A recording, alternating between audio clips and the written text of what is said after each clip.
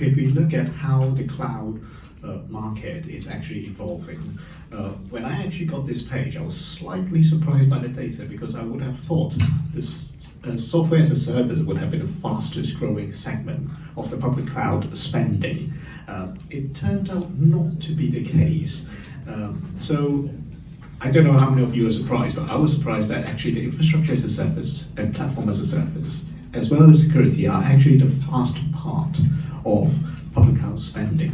We have 3 tips to help you to manage this multi-cloud thing. One is obviously build it right at the very beginning. Secondly is you have to integrate that resource management and the cost management. And thirdly, it's not just about cloud, it's also about the other parts of the infra, which is network and security. And I'll talk about each of them a little bit more. So, building it right at the first time, it sounds very easy, but it actually starts off right at the very beginning, when you have to consider what application that you want to build, how do you want to deploy it, who are the users, right at the business concept or the application conceptual stage. Once you have built that up, then you pick your technology solutions. Now, I wouldn't go through the methodology because I'm not a consultant. We have consultants who can help you to do this, but what I want to tell you is we have an array of technology solution that can support you to under different deployment scenarios.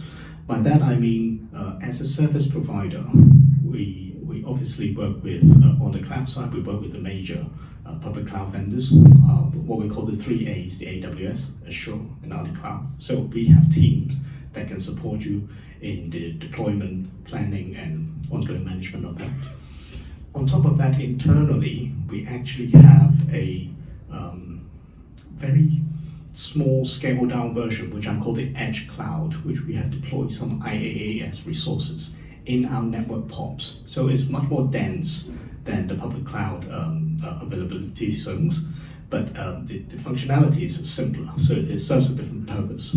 That's another one. We also support private cloud deployment, and more importantly, throughout all this stack of technologies, because of where we are and what the international situation is, we support both Chinese-based technology, we also support both US and European-based technology. Now, this is actually quite a unique proposition of ours because we serve MNCs, and we know MNCs have different preferences or have different requirements, sometimes because of their identity, sometimes because of where they are. We have had customers who said, I need to use a certain brand outside of China and certain brand inside of China, but I don't want to manage 2 sets of technologies. Can you help me bridge that gap at the service level? And we can do it. So you will know how to build the solutions at the right cloud at the first time, at the first instance, but we can support you with a different stack and array choices of technology. Secondly, it's about the ongoing management. In terms of the ongoing management, what we do is we start off with something simply pretty basic, simple, administrative. We monitor the resources, we give you a monthly report, we help you look at the cost optimization. So the way we see it, this is really the absolute basics that we have to do, and we can do it well, we can do it across multiple technologies, largely supported by our servicing organization. It's not just a technology problem. So internally, our processes will allow us to consolidate everything and present to you at the end of every month a monthly report, some recommendations on how you can optimize things, as well as single billing. Do not underestimate single billing. I don't know how many of you realize different public clouds actually have different charging models. Some of them you need to prepay, some of them you need to post-pay, some of them you can pay on the go, some of them you can commit for 12-month periods or 3-month periods.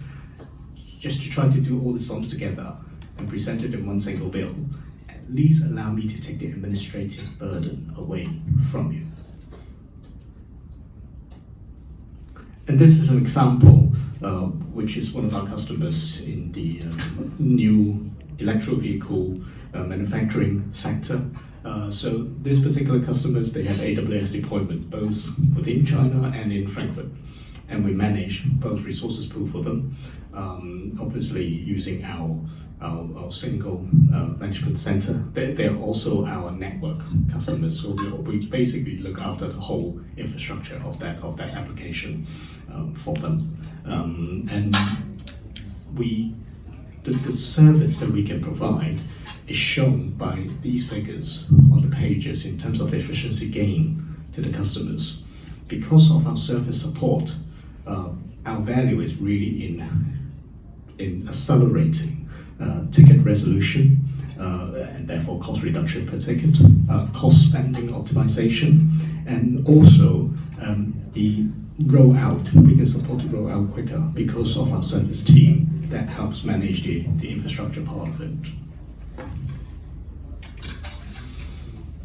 Third tip is really about more than just cloud, and you have to look at security and networking. So I will talk about security in the second half of my presentation, but I will give you two examples of how networking is also part of a cloud consideration.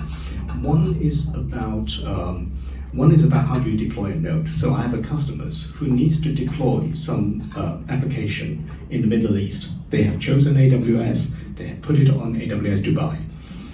But because of certain performance requirement, they could not use I have a network POP in UAE, but the customers actually needs a dedicated network gateway in the AWS same availability zone that the customer is currently using.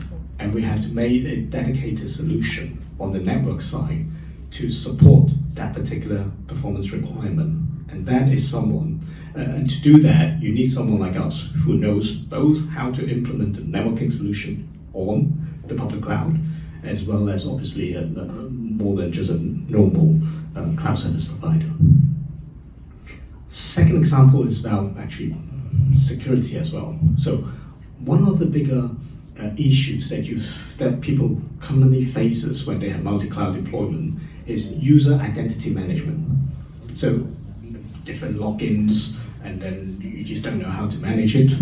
And to do this, we help our customers to deploy what we call a zero trust, or even bigger word, a SASE solution that helps to manage all these mobile workers logging in different positions in the world to different servers, different public clouds.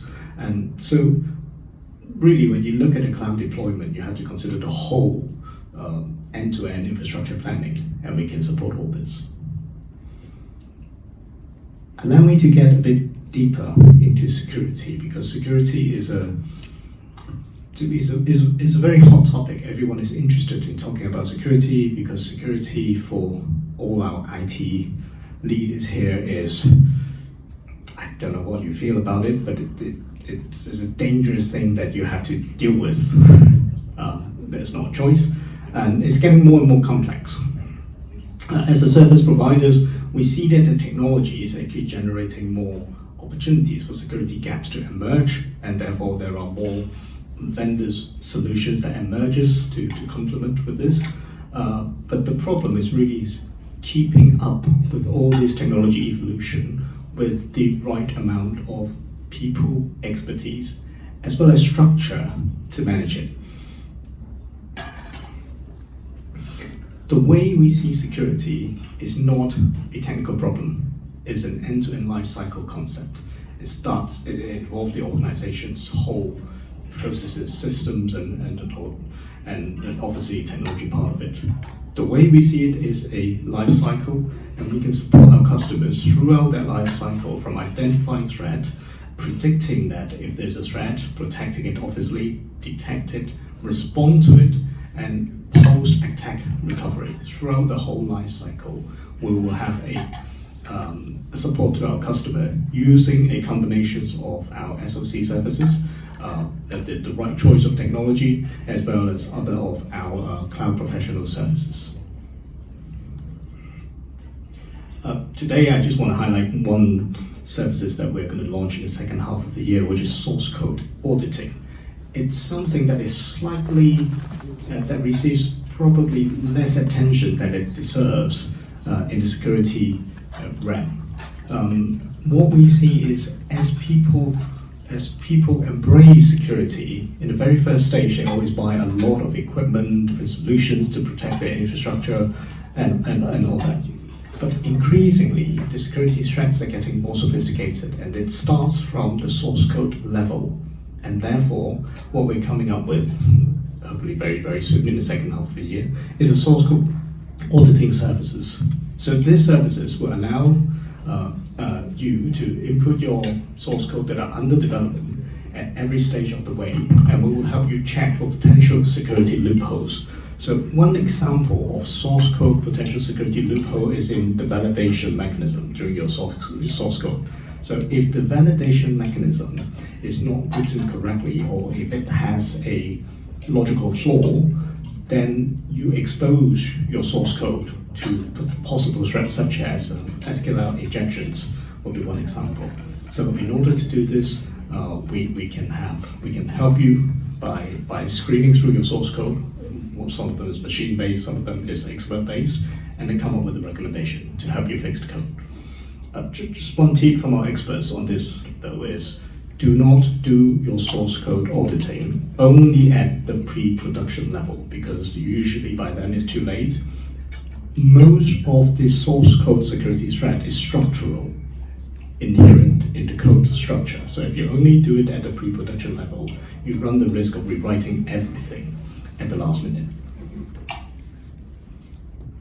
The other thing that we believe is of value to our customers is our SOC. Not everyone has an SOC.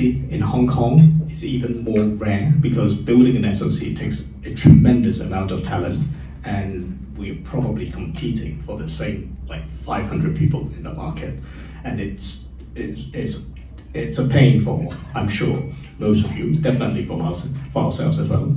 The way we solve this problem is we are blessed with our multi-country setting. So we actually have SOCs in Hong Kong, we have SOCs in Guangzhou, we have SOCs in Shanghai, we also have mini SOCs in Singapore and in Taiwan. That way we can actually pool our resources to support our customers in multiple locations. And if you ask why we have so many SOCs, it has something to do with the one thing that I mentioned earlier. Security is increasingly localized. You need to be resident locally in order to respond quickly, in order to comply with the local data regulations.